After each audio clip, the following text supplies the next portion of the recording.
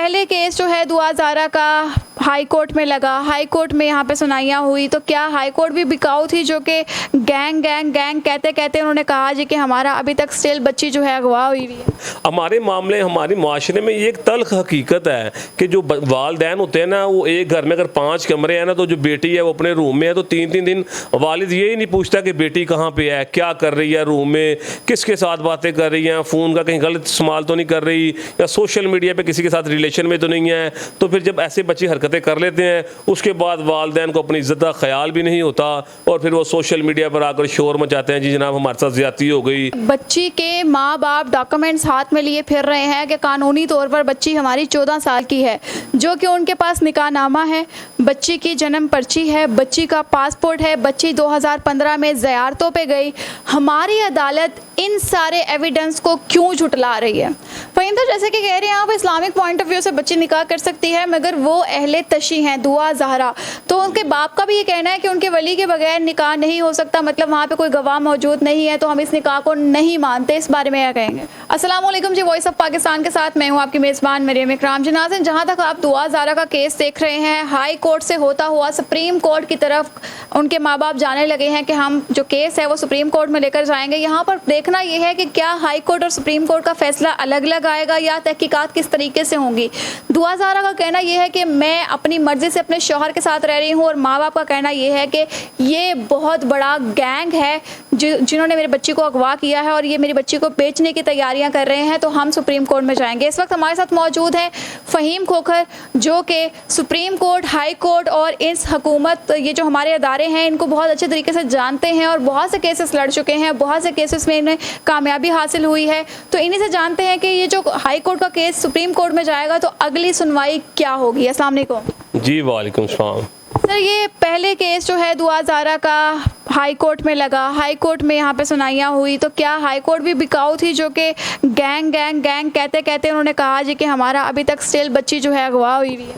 देखें जी, उस लड़की ने अपनी मर्ज़ी के साथ शादी की है। 164 की स्टेटमेंट उसकी हो गई हुई है कोर्ट में, लाहौर हाई कोर्ट में। उसके बाद उनके घर वालों ने सिंध हाई कोर्ट में एक पिटीशन दायर की थी कि जनाब इनकी सेटलमेंट है, ये कोई अगवाकार हैं, तो सिंध हाई कोर्ट में एक पिटीशन दायर करके इनकी तलबी लगवाई जाए।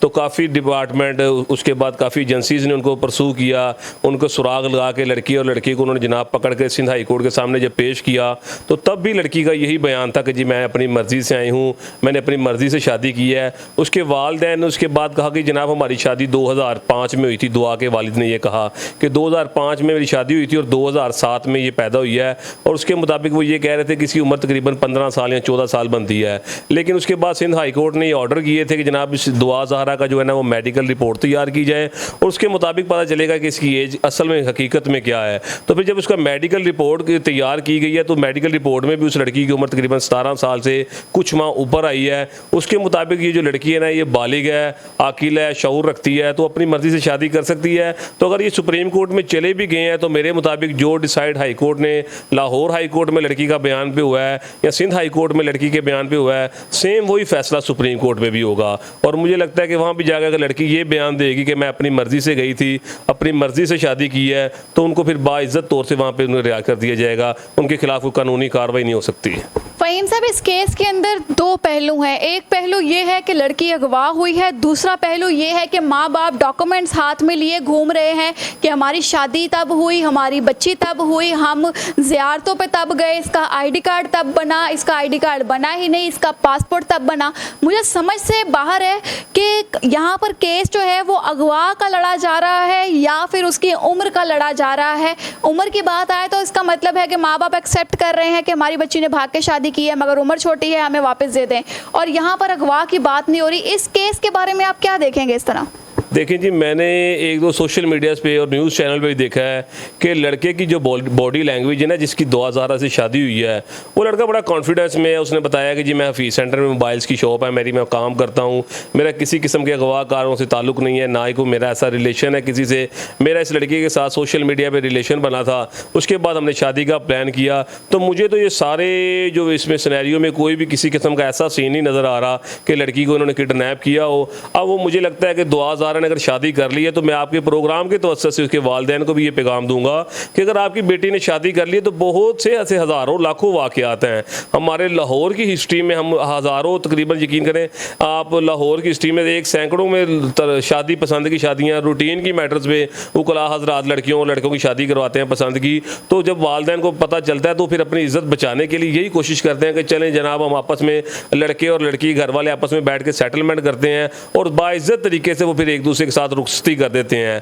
और फिर वो कहते हैं चले यार इज़्ज़त के साथ अगर लड़की रहना चाह रही है तो ये तो हमारे इस्लाम में भी है ना कि हमारे नबी का भी फरमान है, सहाबा कराम का भी फरमान है, अगर आपके बच्चों की शादी करने से पहले एक बार आप उनकी ज़रूर राय लिया करें। तो जब उन्हें नज़र आया कि दुआ ज़ाहिर है कि कोई ना कोई तो घर में ऐसे मामलात होंगे ना, हमारे मामले हमारे माशरे में ये एक तल्ख हकीकत है कि जो वालिदैन होते हैं ना वो एक घर में अगर 5 कमरे हैं ना तो जो बेटी है वो अपने रूम में है तो 3-3 दिन वालिद ये ही नहीं पूछता कि बेटी कहाँ पे है, क्या कर रही है, रूम में किसके साथ बातें कर रही हैं, फ़ोन का कहीं गलत इस्तेमाल तो नहीं कर रही या सोशल मीडिया पे किसी के साथ रिलेशन में तो नहीं है। तो फिर जब ऐसे बच्चे हरकतें कर लेते हैं उसके बाद वालिदैन को अपनी इज़्ज़त का ख्याल भी नहीं होता और फिर वो सोशल मीडिया पर आकर शोर मचाते हैं जी जनाब हमारे साथ ज़्यादती हो गई। अगर वो पहले ही कंट्रोल कर लें तो खुदारा तो उसके बाद तभी ऐसा मामला कभी ना बने। तो ये लव मैरिज वाला जो सीन होता है ना ये नॉर्मली तौर पर तभी होता है जब वालिदैन का अपने औलाद की तरफ ध्यान कम हो जाता है। वो नहीं देखते कि बच्चा अकेडमी जा रहा है, स्कूल जा रहा है, कॉलेज जा रहा है, यूनिवर्सिटी जा रहा है, वो किससे मिल रहा है, इसके फ़ोन में रिलेशन किसके साथ है, इसके फ़ोन में ये रोज़ किससे गपशप करता है। वो ऐसा कोई सीन नहीं होता, वालिदैन का ध्यान ही नहीं होता औलाद की तरफ। और फिर जब औलाद ऐसी हरकत कर देती है तो फिर उनका वही हाल होता है जो दुआ ज़हरा के वालिदैन कर रहे हैं। मैं तो दुआ ज़हरा के वालिदैन से यही पैगाम दूंगा कि अगर आपकी बेटी ने शादी कर ली है तो चलें आप उसको इस्लामिक तरीके से दोनों फैमिलीज़ बैठ के आपस में सेटलमेंट करें, सुलह करें और आप उनका अपनी बेटी का घर बसाएं। इस तरह से आप मुआशरे में अपनी भी इज़्ज़त ख़राब कर रहे हैं और दूसरों को भी इज़्ज़त ख़राब कर रहे हैं। फ़हीम साहब आप क्या कहते हैं कि हाई कोर्ट ने जो फैसला सुनाया क्या सुप्रीम कोर्ट में यह फैसला बदल सकता है? जी बिल्कुल नहीं बदल सकता। सुप्रीम कोर्ट का फैसला भी जो होगा वो लड़की के बयान पे डिपेंड करता है। अगर लड़की वहाँ पर जाके सुप्रीम कोर्ट में ये बयान देगी कि मुझे इन्होंने अगवा किया है, मैं अपनी मर्ज़ी से नहीं गई, इन्होंने मुझे वर्गलाया है, डराया है, धमकाया है, ये अपनी मर्ज़ी से मुझे अगवा करके लेके गए हैं, मेरी मर्ज़ी इसमें शामिल नहीं है, तो फिर ही सुप्रीम कोर्ट का फैसला हाई कोर्ट के अगेंस्ट आएगा।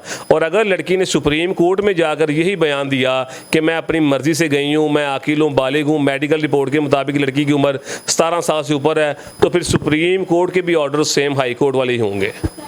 फ़हीम साहब आखिरी सवाल मैं आपसे ये करना चाहती हूँ कि बच्ची के माँ बाप डॉक्यूमेंट्स हाथ में लिए फिर रहे हैं कि कानूनी तौर पर बच्ची हमारी 14 साल की है, जो कि उनके पास निकाहनामा है, बच्ची की जन्म पर्ची है, बच्ची का पासपोर्ट है, बच्ची 2015 में ज़ियारतों पे गई। हमारी अदालत इन सारे एविडेंस को क्यों झुटला रही है? देखिए जी हमारी अदालत ये जो डॉक्यूमेंट्री शेप होती है ना ये आप कहीं से भी बनवा सकते हैं। आप असल होता है मेडिकल रिपोर्ट, वो अदालत ने नहीं करनी होती, वो डॉक्टर्स ने करनी होती है। उसमें एक मेडिकल रिपोर्ट में 5 डॉक्टर्स का, सीनियर डॉक्टर्स का एक बेंच बैठता है जिसमें वो एक मेडिकल रिपोर्ट बनाते हैं। वो फिर 5 डॉक्टर्स मिलकर उस पर डिस्कस करते हैं, उसके बाद उनका फाइनल फैसला आता है कि इसके मुताबिक लड़की की क्या एज बनती है। तो इसी केस में जो है ना वो एक मेडिकल डॉक्टरों का बेंच तैयार हुआ है, उन्होंने एक मेडिकल रिपोर्ट तैयार की है जिसके मुताबिक देखें ना एक डॉक्टर गलत कह सकता है, 2 कह सकते हैं, बाकी 5 तो नहीं ना कह सकते। और इस मामले में ना तो कोई हुकूमत मुलविस मुझे नज़र आ रही है, ना ही कोई एजेंसीज मुलविस हैं। ये एक फेयर मुझे लगता है जो मेडिकल रिपोर्ट आई है जिसके मुताबिक जो है ना लड़की की उम्र उन्होंने बताया कि जी 17 साल से ज़्यादा है। तो अगर उन्हें मेडिकल रिपोर्ट पे लड़की की उम्र इतनी है, और दूसरी बात यह है कि लड़की अपनी मर्ज़ी से शादी कर रही है, उसका बयान 12 बार लाहौर हाई कोर्ट में भी यही बयान है, सिंध हाई कोर्ट में भी यही बयान है कि मैंने मर्ज़ी से शादी की है, मैं मर्ज़ी से आई हूँ, तो फिर तो मुझे नहीं लगता कि किसी भी इदारे को उससे जनाब वो एतराज़ होना चाहिए। एक और सवाल कि डॉक्यूमेंट्स को जैसे आपने कहा कि वो बनवाए भी जा सकते हैं, तो सारों का सवाल ये था, लोगों का कमेंट सेक्शन में भी आ रहे थे कि माँ बाप को क्या पता था कि हमारी बच्ची ने भाग जाना है, इसलिए डॉक्यूमेंट्स बनवा के रखो। निकाहनामा 2005 का, 2007 की दुआ पैदा हुई, उसके बाद पासपोर्ट जब बनवाया उस पर एक छोटी लिखवाई गई, ज़ियारतों पे गई, छोटी सी बच्ची ज़ियारत पे खड़ी हुई है, तो इन सब डॉक्यूमेंट्स को झुटलाना चाहिए। देखिए जी उन पर भी अदालतों को फेयर जो है ना वो उस पर परसू करना चाहिए, सारा देखना चाहिए, उसका सारा इन्वेस्टिगेट करके उसके बाद डिसाइड करना चाहिए। लेकिन मैं आपको फिर भी एक बात बता दूं कि अगर लड़की ये सारी इन्वेस्टिगेशन के मुताबिक अगर निकाहनामे में कोई थोड़ा सा रद्दोबदल होता भी है, लड़की की डेट ऑफ बर्थ में थोड़ा सा रद्दोबदल होता भी है, फिर भी 90% जो है ना लड़की के बयान पर ही बात ख़त्म होगी। लड़की का जो बयान होगा, आज हमारे ना इस्लाम में नॉर्मल तौर पर यह कहा जाता है कि जी लड़की जब बालिग हो जाए जाए उसकी शादी कर दें। ये एक इस्लाम से हटकर एक हमारा फोबिया है जो कहते हैं कि जनाब लड़की की उम्र 18 साल होनी चाहिए, उससे पहले शादी नहीं करनी चाहिए। इस्लाम में ऐसा हरगिज़ नहीं था।